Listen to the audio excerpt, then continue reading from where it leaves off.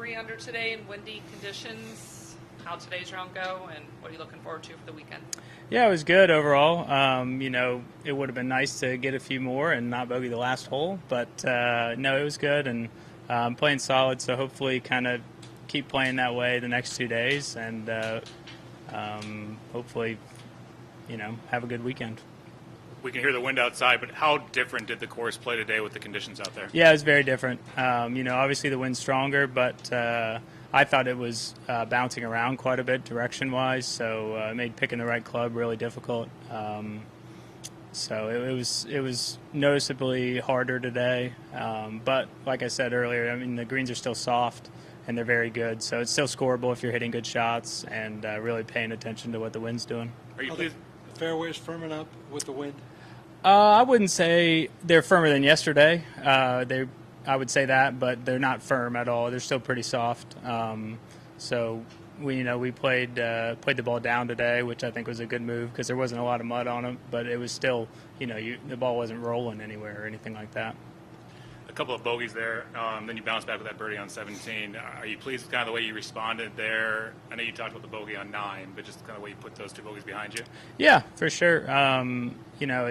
The scores are low here usually, so to make 2 bogeys in a row isn't a good thing. So to kind of get one back right away was good, and it's one of those things that happens. Sometimes you make bogeys, but hopefully you make enough birdies to kind of offset them. What's been going right with your game here the last couple of weeks? Yeah, I'm not really sure. I've just been playing a little bit better.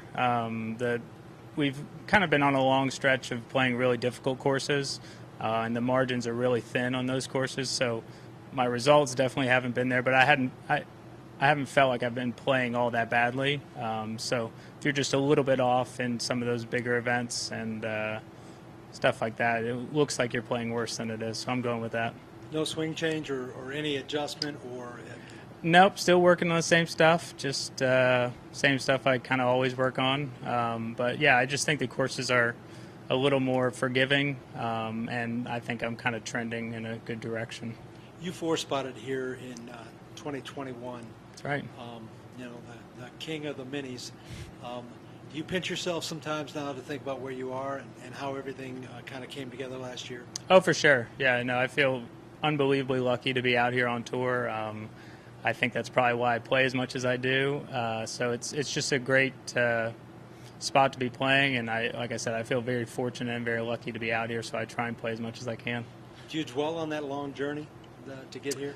I mean, I don't think about it too much, but I'm definitely, like I said, very thankful, and I've played golf in a lot of places and taken a long road to get here, so I'm just very happy to be here. Did you always believe? I'd like to think so, but there's probably some bumps in there where I was doubting it, like anyone who plays golf does. It's a kind of a precise sport, and at the professional level, there's a very fine line between having success and not. So I think my career is a good indication of that. So, I'm just, like I said, very happy and thankful to be here. 12 under heading into the weekend. I'm sorry.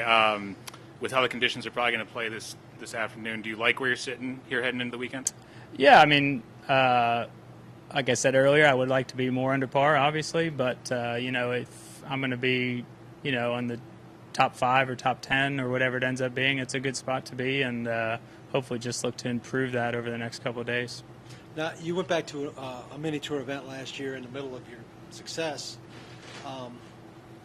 A, what motivated you to do that, and B, what was you got to be the poster guy out there for this can happen? I played a couple mini tour events. I'm assuming you're talking about the one in Pittsburgh. Is that the one? Yeah. So that one was really impactful for me in continuing my dream of playing the PGA Tour. So the guy that ran that tournament passed away last year, and this is I guess 2 years ago, but last year was the last edition of it. So I thought it was really important for me to be there, and it was something that, like I said, had a huge impact on me continuing my dream of playing the PGA Tour. So with it being the last edition of that tournament, it just felt like the right thing to do and an important spot for me to be. What's the reception for you like when you go back out there? I mean, those guys, you've got to be like a god to these guys, right? Oh, I don't know about that. I think it's good. You know, I'm still friends with a lot of guys that play mini tours, and you know, I check on their scores all the time and see how they're doing. So, you know, hopefully they, you know, see how I'm doing and realize that it's not that big of a difference between what they're doing and what I'm doing now. So hopefully it's kind of like maybe some light at the end of the tunnel or something, to where, you know, they're not that far from, you know, being out here and competing on the PGA Tour. Talk about that fine line. I mean, what did you discover that made you say, hey, I can do this? Yeah, I don't know if it was any one thing in particular. For me, it was more just performing when I need to. I felt like I always had the game to play out here, and it was just a big barrier for me getting here. So the biggest thing was just when you have an opportunity or a chance to compete in a tournament or Q school or whatever it is, it's a little bit, in my case, it was I need to perform in that scenario, and kind of finally got over that hurdle. And I think once that happens, things can start to happen pretty quickly. Did that experience, I mean, just forge, I mean, how did you grow through those years? I mean, yeah, I mean, playing mini tour golf and maybe some bad golf in there teaches you a lot of things about yourself and everything like that. So, you know, it's taught me a lot. I mean, everything I am today is probably because of a lot of those experiences. To be Rookie of the Year and in your 30s, it's got to be an interesting feeling anyway. Todd Hamilton actually is from this area. Oh, really? Nice. He was a little older than you. Yeah. Yeah, no, Rookie of the Year is a huge honor. You know, it's a thing you only get a chance to win once in your career. So to be able to win it was, like I said, a huge honor and something I'm very proud of. And, you know, I got that little connection with my mom winning Rookie of the Year exactly 50 years before I did. So that's a really cool thing to share with her. Thank you, Eric. No worries. Yeah. Thanks. Yeah. Y'all have a good one.